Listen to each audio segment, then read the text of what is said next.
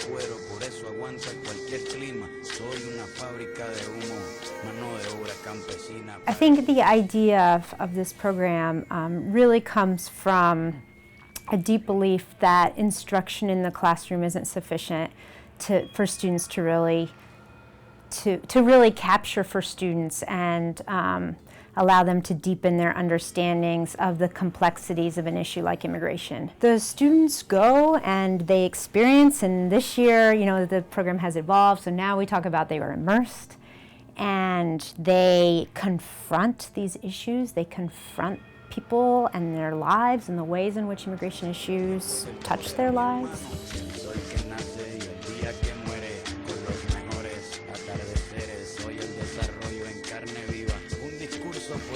One of the experiences of being in Arizona is getting a sense of how inhospitable the terrain is.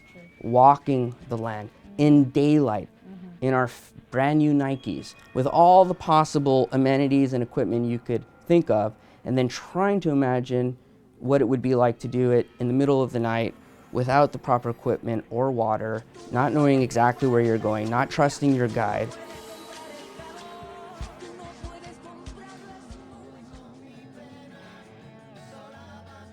My mother's from El Salvador, and my family had to flee the war in the 80s, the Civil War in El Salvador, and my uncles came through, they crossed the border, I'm not sure where, I think they actually came through California at the time. But it was, I guess, like to get in touch with my roots in a way. That was the main impetus for me going. One of the days we served breakfast at a migrant shelter for people who had just been deported. And there were a lot of men there, but there were also a lot of women.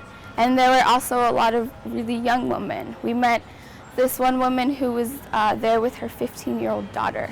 And they had attempted to cross the border, but had gotten caught by Border Patrol and were deported, and were now just in Mexico over the border, not knowing what to do.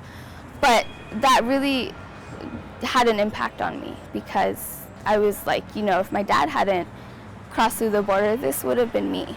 I have no doubt that would have been me.